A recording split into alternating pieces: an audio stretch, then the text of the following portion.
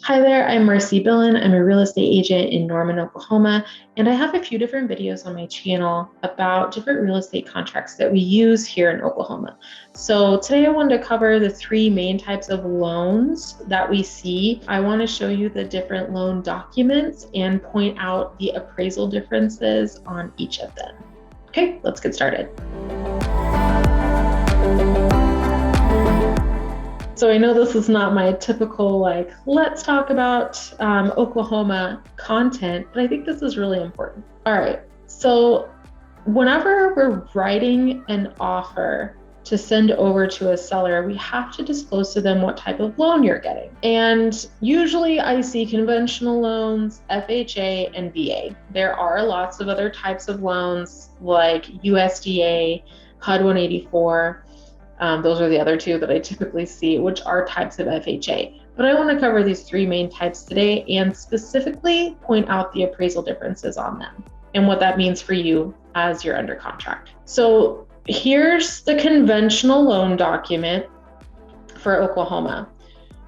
What we have here is on number one, we have to disclose to the seller how much of a loan you're going to be getting. That's what goes in this blank. And then I won't cover some of this other stuff. I want to cover appraisal issues with you.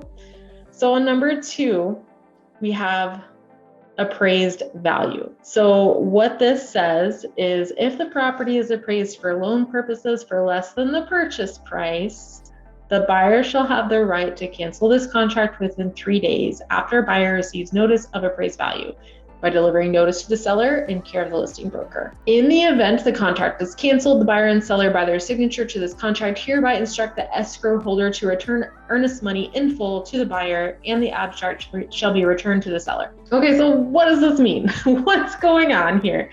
Appraised value for a conventional loan. So let's say we have a property under contract for you for $200,000.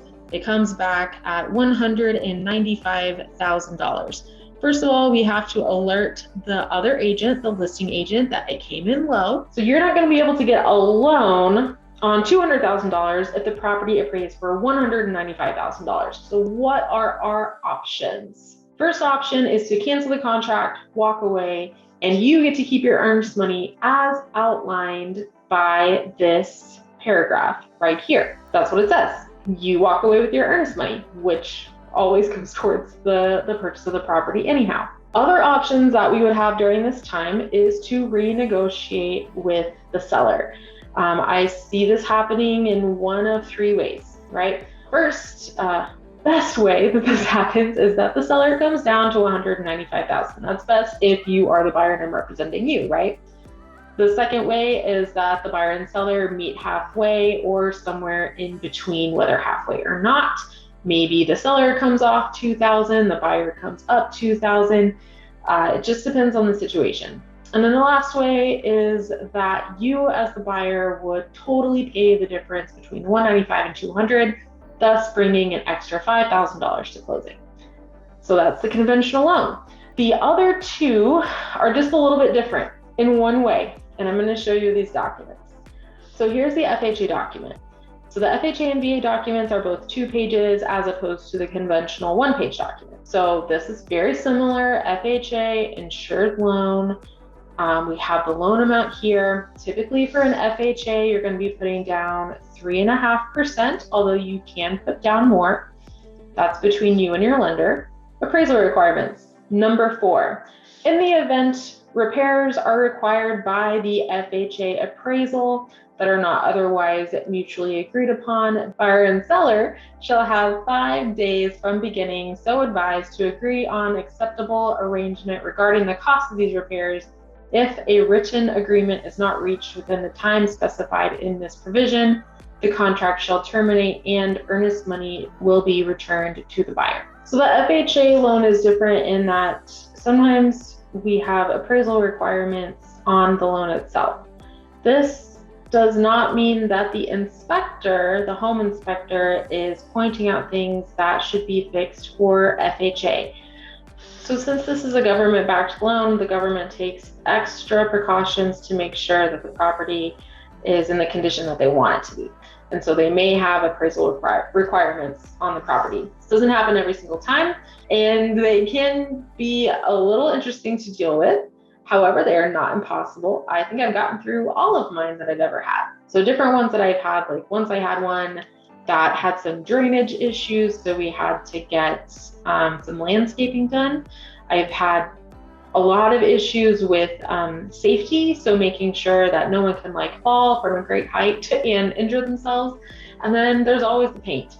So they really want to make sure that there's no peeling paint on the exterior of the house. So typically those are the appraisal requirements that I have seen, although there are others that can come up just depending on the situation. So that's part of FHA. So we have 5 days to figure out if the seller, then we can agree on fixes for these appraisal requirements. Okay, so that's a big difference in the FHA. You can have appraisal requirements on a conventional, but those are very, very few and far between. Okay, so talking about coming in under value. So it's covered in number 2, the FHA amendatory clause. Basically, they're not the same thing from conventional loan. They're not going to give you $200,000 as a loan if the property only appraised for $195,000.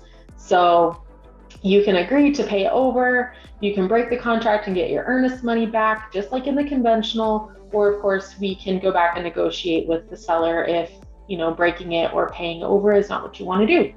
So those are the main differences between conventional and FHA. So let's jump over to the VA.